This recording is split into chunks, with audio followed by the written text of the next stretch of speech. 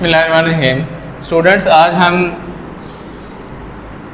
9th class की physics start करने जा रहे हैं। हमारे सब्जेक्ट का नाम है फ़िज़िक्स और क्लास का नाम है 9th क्लास। ठीक है, क्लास है हमारी 9th। चैप्टर नंबर 1 स्टार्ट करेंगे, जिसका नाम है मेजरमेंट्स।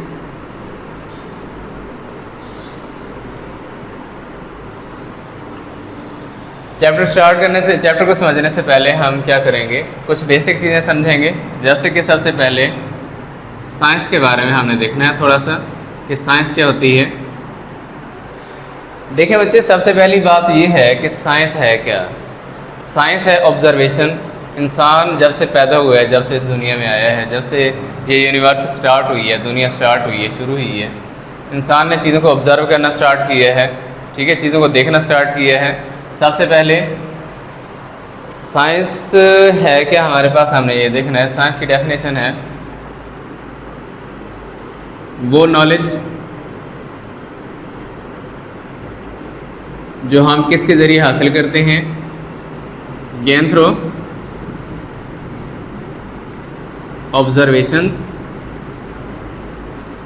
इंसान अपने इर्द गिर्द चीज़ें देखता है, उन्हें ऑब्ज़र्व करता है।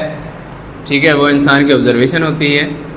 फिर उसे समझने के लिए और वेरीफाई करने के लिए, तस्दीक करने के लिए कि ये बात जो है, ये बात जो मुझे पता चली है, ये नॉलेज जो मेरे इल्म में ये बात आई है, ठीक है, मेरे इल्म में जो बात आई है वो ठीक है या नहीं है, उसके लिए वो क्या करेगा, एक्सपेरिमेंट करेगा। ऐसे नॉलेज को हम क्या कहते हैं, इज़ कॉल्ड साइंस। ये सबसे पहले साइंस की डेफिनेशन है। अब इसके बाद हमने ये देखना है कि साइंस का जो वर्ड है वो कहाँ से आया है। The word science is derived. बेटा आप लोग समझते होंगे, डिराइव्ड का मतलब होता है किसी दूसरे वर्ड से कोई चीज़ या किसी दूसरी चीज़ से एक चीज़ माखूज करना या निकालना। ठीक है, अखज़ करना, उसे क्या कहते हैं, derived. The word science is derived from a Latin word. जैसे इंग्लिश, उर्दू, पंजाबी, ये हमारी लैंग्वेजेस हैं। इसी तरह एक लैंग्वेज है जिसका नाम है लैटिन। ठीक है, लैटिन में एक वर्ड होता था साइंटिया। साइंटिया बेसिकली है क्या, साइंटिया का मतलब होता है नॉलेज। साइंटिया क्या है, नॉलेज। क्योंकि हमने ये कहा है कि साइंस क्या है, साइंस भी एक नॉलेज है, एक इल्म है जो हम कैसे हासिल करते हैं, किससे हमें मिलता है, ऑब्जर्वेशन से, चीज़ों को ऑब्ज़र्व करने से। ठीक है, और उन पे एक्सपेरिमेंट करने से हमें ये नॉलेज मिलता है। और यहाँ पे जो मैंने लफ्ज़ लिखा है साइंटिया, साइंटिया का जो वर्ड है ये असल में पहले इस्तेमाल किया जाता था लैटिन लैंग्वेज में। ठीक है, ये बाद में जब साइंस बना, ये इंग्लिश लैंग्वेज में क्या बन गया कि साइंटिया से साइंस, और साइंस या साइंटिया का मतलब क्या है, नॉलेज। अच्छा, साइंस के बाद हम देखेंगे कि साइंस से पहले इंसान कौन सा सब्जेक्ट इस्तेमाल करता था, या कौन सा सब्जेक्ट ऐसा था जो हम इस्तेमाल करते थे अनटिल 19th सेंचुरी। कौन सी सेंचुरी, 19th सेंचुरी।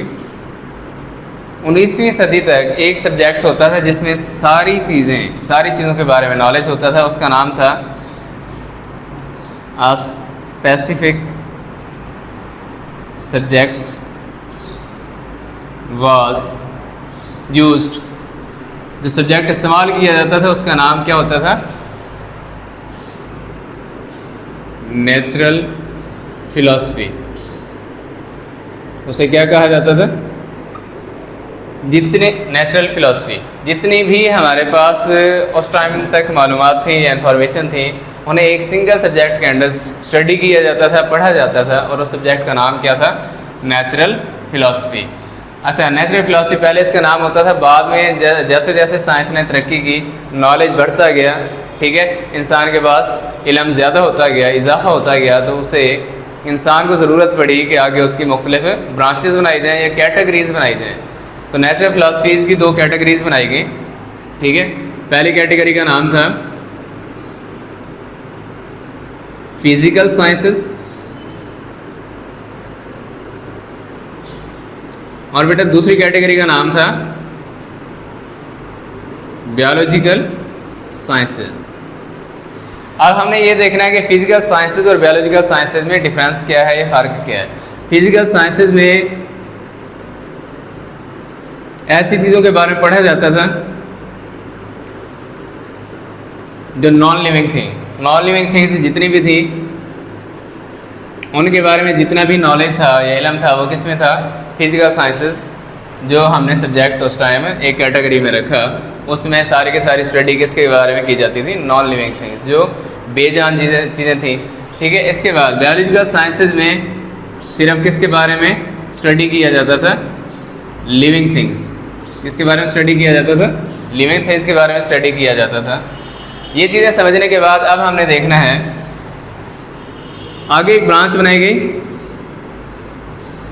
ये जो हमारे पास फिजिकल साइंसेज हैं या फिजिकल साइंसेज का एक सब्जेक्ट था उसकी आगे कैटेगरीज बनाई गई या उसके सब्जेक्ट्स बनाए गए, क्योंकि फिजिकल साइंसेज में फिर मालूमात में इजाफा हुआ। जैसे जैसे इंसान तरक्की करता है या साइंस तरक्की करती है तो मालूमात में इजाफा होता जाता है।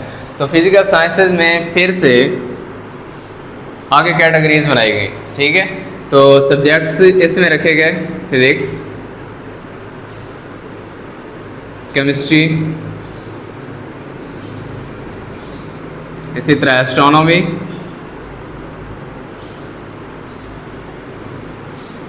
और एस्ट्रोनॉमी के अलावा हमारे पास एक था जियोलॉजी। ठीक है, इस तरह ये सब्जेक्ट रखे गए हमारे पास किसमें, फिजिकल साइंसेज की ये कैटेगरीज जो बनाई गई आगे उनमें ये वाले सब्जेक्ट स्टडी किए जाते थे। अब फिजिकल साइंसेज के बाद जो बायोलॉजिकल साइंसेज है उसमें बायोलॉजिकल साइंसेज में भी सब्जेक्ट्स कुछ होते थे। ठीक है, इनकी भी आगे कैटेगरीज बनाई गई। बायोलॉजिकल साइंसेज में एक सब्जेक्ट रखा गया बायोलॉजी। इसी तरह हमारे पास एक और था ज़ूलॉजी। ठीक है, बॉटनी। इस तरह के सब्जेक्ट किसमें रखे गए, बायोलॉजिकल साइंसेज में। अब इसके बाद हमने देखना है कि फिजिक्स क्या होती है, क्योंकि फिजिकल साइंसेज में पहली कैटेगरी का नाम क्या है, फिजिक्स। वो हमने देखनी है, वो हम देखते हैं कि फिजिक्स क्या है। ठीक है, फिजिक्स की डेफिनेशन आपने देखनी है इसमें।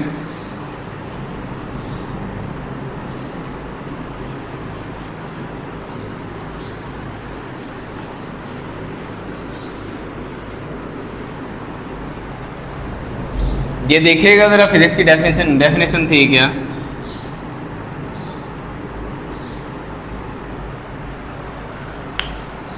इसमें हम पहली चीज़ जो हमने ये लिखनी है, ये साइंस की ब्रांच थी। फिजिकल साइंस को, फिजिकल साइंसेस के बाद में सिर्फ साइंस कह दिया गया। ठीक है, the branch of science,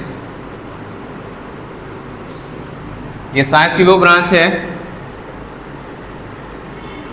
that deals with the study of matter and energy।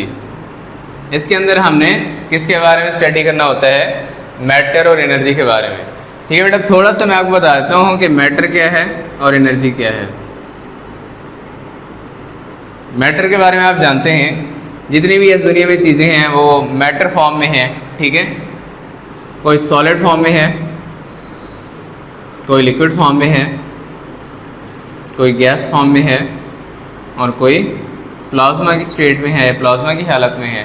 तो ये मैटर है। जितनी भी चीज़ें हैं इस दुनिया की वो सारी की सारी किस्में हैं, मैटर की बनी हुई हैं। ठीक है, इसके बाद एनर्जी। एनर्जी क्या है, तवानाई, ताकत। ठीक है, जो हम कोई भी काम करने के लिए जो चीज़ इस्तेमाल करते हैं, ठीक है, जो प्रॉपर्टी इस्तेमाल करते हैं उसे हम क्या कहते हैं, एनर्जी। क्या कहते हैं, एनर्जी। इसके बाद हमने देखना है ब्रांचेज ऑफ फिजिक्स। ठीक है, branches of physics.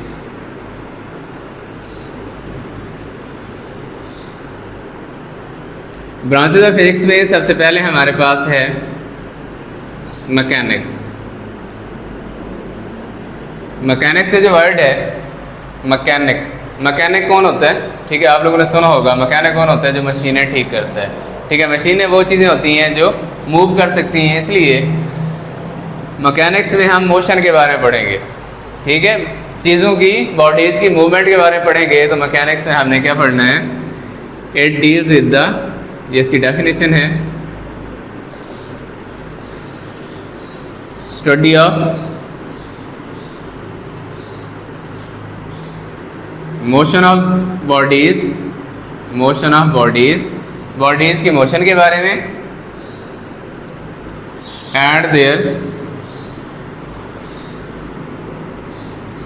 Causes and effects, कि जब बॉडीज़ मूव करती हैं तो उनकी वजह से इफ़ेक्ट क्या होता है, और बॉडी की मोशन की काज क्या होती है, रीज़न क्यों होती है, क्या होती है कि वो मूव क्यों करती हैं। ठीक है, वजह क्या होती है, काज क्या होती है। इसके बाद हमने मैकेनिक्स के बाद देखना है दूसरी इसकी जो हमारे पास ब्रांच ऑफ फिजिक्स है वो है साउंड। उसका नाम क्या है, साउंड। ठीक है, साउंड में हम, जैसे कि इसके नाम से हमें अंदाज़ा हो रहा है, बिल्कुल क्लियर पता चल रहा है कि it deals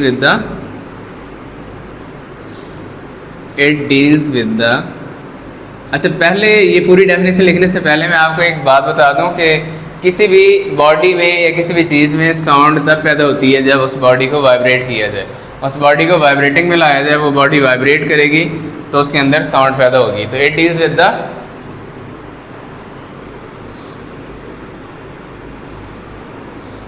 sound producing bodies, sound producing bodies and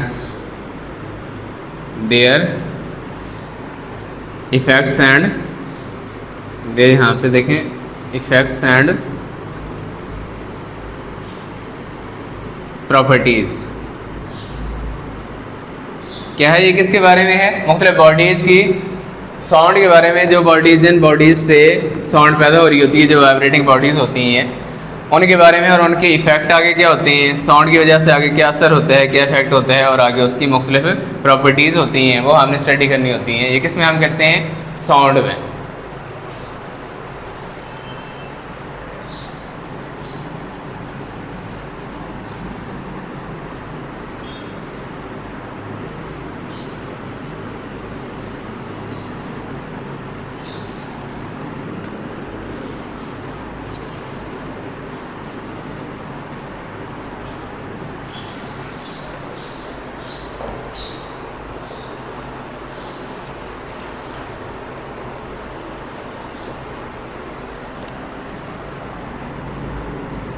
sound के बाद हमारे पास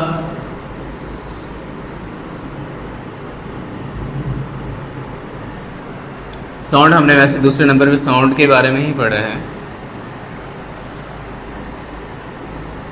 heat, third branch of physics जो है उसका नाम क्या है, हीट। हीट के बारे में हम स्टडी करेंगे। इसमें हीट क्या होती है, it deals with the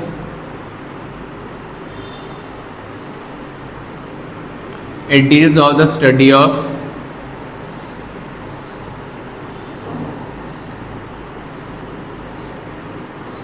heat and temperature of different bodies and their effects। इसमें हमने किसके बारे में पढ़ना है, मुख्तलिफ बॉडीज़ के हीट और टेम्परेचर के बारे में, और उनका आगे इफ़ेक्ट क्या होता है उसके बारे में हमने स्टडी करना होता है। ये हम किस में करते हैं, हीट के अंदर करते हैं। हीट के बाद हमारे पास है electricity and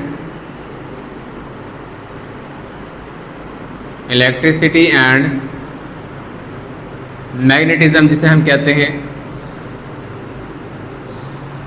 electricity and magnetism जो है ये किसके बारे में है,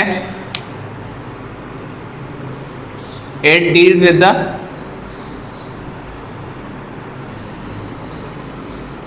the study of charges at rest and motion. इसकी डेफिनेशन यहाँ पे आके हम कंप्लीट कर लेते हैं। Charges at rest and motion and their relationship with magnetism। किसके बारे में है? It is the study of charges at rest. अच्छा, charges at rest and motion लिखा हुआ है। चार्जेस का इलेक्ट्रिसिटी और मैग्नेटिज्म से क्या रिलेशन है? जो इलेक्ट्रिसिटी या करंट जिसे हम कहते हैं, इलेक्ट्रिक करंट कहते हैं, बिजली कहते हैं, ये कैसे प्रोड्यूस होती है, कैसे पैदा होती है? चार्जेस अगर मोशन में है या रेस्ट में है, ठीक है, चार्जेस की ही वजह से इलेक्ट्रिसिटी पैदा होती है। यहाँ हम कहते हैं फ्लो ऑफ चार्जेस जो होता है वो करंट होता है, इलेक्ट्रिसिटी होती है, ठीक है। तो इसलिए हमने इसे इलेक्ट्रिसिटी एंड मैग्नेटिज्म भी कहते हैं, इसे हम इलेक्ट्रोमैग्नेटिज्म भी कहते हैं, ठीक है। इस ब्रांच का नाम इलेक्ट्रोमैग्नेटिज्म भी है। तो इसका इलेक्ट्रिसिटी का, चार्जेस का रेस्ट की हालत में और मोशन की हालत में जो हम स्टडी करते हैं वो इलेक्ट्रिसिटी एंड मैग्नेटिज्म है, और उसके अलावा किसके साथ रिलेशनशिप है उसका? मैग्नेटिज्म के साथ, ठीक है। इसके बाद हमने देखना है, ये था हमारे पास इलेक्ट्रोमैग्नेटिज्म या इलेक्ट्रिसिटी एंड मैग्नेटिज्म। बेटा इसके बाद हम देखेंगे जिसे हम कहते हैं, जिस ब्रांच का नाम है लाइट। लाइट या इसका दूसरा नाम है ऑप्टिक्स। क्या नाम है? ऑप्टिक्स। इसमें हम किसके बारे में पढ़ेंगे, किसके बारे में स्टडी करेंगे? जैसे कि इसके नाम से अंदाज़ा हो रहा है, लाइट होती है रोशनी। लाइट किसको कहते हैं? रोशनी को। या इसका दूसरा नाम क्या है? ऑप्टिक्स, ऑप्टिक, ठीक है। अच्छा, ये किसके बारे में है? It deals with the study of light of bodies, bodies की रोशनी के बारे में, एंड देयर इफ़ेक्ट्स, और आगे असर क्या होता है, एंड एप्लीकेशंस। आगे फिर एप्लीकेशंस क्या हैं इसकी? एप्लीकेशंस इन डिफरेंट या वेरियस लिख लें आप। Optical instruments. ऑप्टिकल इंस्ट्रूमेंट कौन से होते हैं बेटा? आप लोगों को पता होगा, जिन इंस्ट्रूमेंट का यूज़ हम करते हैं चीज़ों को देखने के लिए, ठीक है। लाइट का काम ये होता है कि लाइट का फ़ायदा ये है कि हम चीज़ों को देख सकते हैं। अगर रोशनी होगी तो चीज़ों को हम देख सकेंगे, ठीक है। जैसे मुख्तलिफ कैमराज हैं, ग्लासेस हैं, ठीक है, तो उनमें हम उन्हें क्या कहते हैं? Optical instrument. उनका इस्तेमाल करके हम चीज़ों को आसानी से देख सकते हैं। इसके बाद एक ब्रांच का नाम है जिसे हम कहते हैं जियोफिज़िक्स। क्या कहते हैं? Geophysics. It deals with the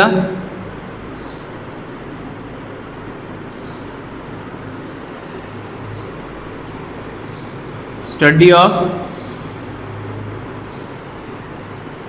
internal structure of अर्थ। ज़मीन की जो अंदरूनी साख्त है, इंटरनल स्ट्रक्चर।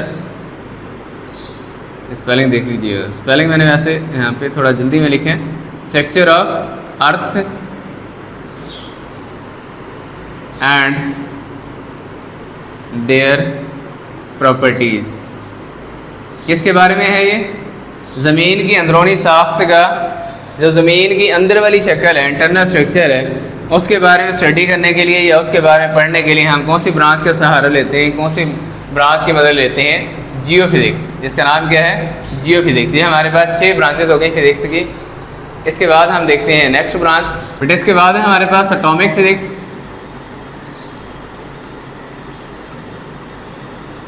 एटॉमिक फिज़िक्स, जैसे कि इसके नाम से हमें बिल्कुल साफ क्लियर नज़र आ रहा है, ये समझ आ रही है। इसमें एक वर्ड है एटम का। इसका मतलब ये है कि इस फिज़िक्स में, ये इस ब्रांच की फिज़िक्स में, इस फिज़िक्स की ब्रांच में हम किसके बारे में स्टडी करेंगे? इट डील्स विद द, ये जो फिज़िक्स की ब्रांच है इसमें हम स्टडी करेंगे, it deals with the study of atom and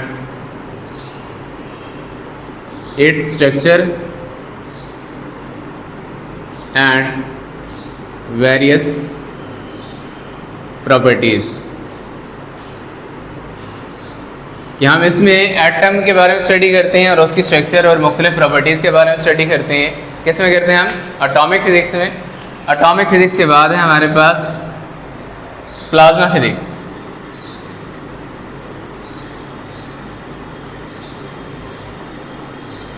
मैंने पहले जैसे कि बता रहा था कि मैटर जो होता है, मैटर 4 स्टेट्स में होता है, 4 स्टेट्स में, सॉलिड, लिक्विड, गैस और प्लाज्मा। ठीक है, 4 स्टेट कौन सी है? प्लाज्मा। तो प्लाज्मा फिज़िक्स के नाम से हमें ये बिल्कुल साफ नज़र आ रहा है कि प्लाज्मा फिज़िक्स की वो ब्रांच है जिसमें हम प्लाज्मा के बारे में स्टडी करते हैं। तो हम यहाँ पे क्या लिखेंगे? It deals with the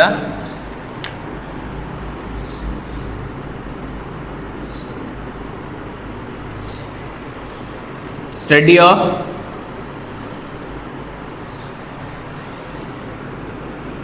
fourth state of matter. क्या लिखेंगे यहाँ पे हम? Fourth state of matter and it's properties. Plasma physics में हम किसके बारे में पढ़ते हैं या किसके बारे में स्टडी करते हैं? मैटर की फोर्थ स्टेट के बारे में, ठीक है, और उसकी मुख्तलिफ प्रॉपर्टीज़। और मैटर की फोर्थ स्टेट कौन सी है? प्लाज्मा। ठीक है, या हम सिंपल ये भी लिख सकते हैं, it deals with the study of plasma and it's properties. Plasma physics के बाद हमारे पास बारी आती है किसकी? न्यूक्लियर फिजिक्स की। कौन सी ब्रांच है? Nuclear physics. 9वें नंबर पे ये ब्रांच है, न्यूक्लियर फिजिक्स। न्यूक्लियस सेंटर होता है एटम का। ठीक है, तो इसमें हम किसके बारे में स्टडी करेंगे? न्यूक्लियस के बारे में। ये जो फिजिक्स की ब्रांच है, it deals with the study of nucleus and its structure. Nucleus के बारे में स्टडी करते हैं और उसकी जो स्ट्रक्चर है उसके बारे में स्टडी करते हैं कि उसके बाहर कौन कौन सी चीज़ें होती हैं, साथ कौन कौन सी चीज़ें होती हैं और न्यूक्लियस के अंदर कौन कौन सी चीज़ें होती हैं।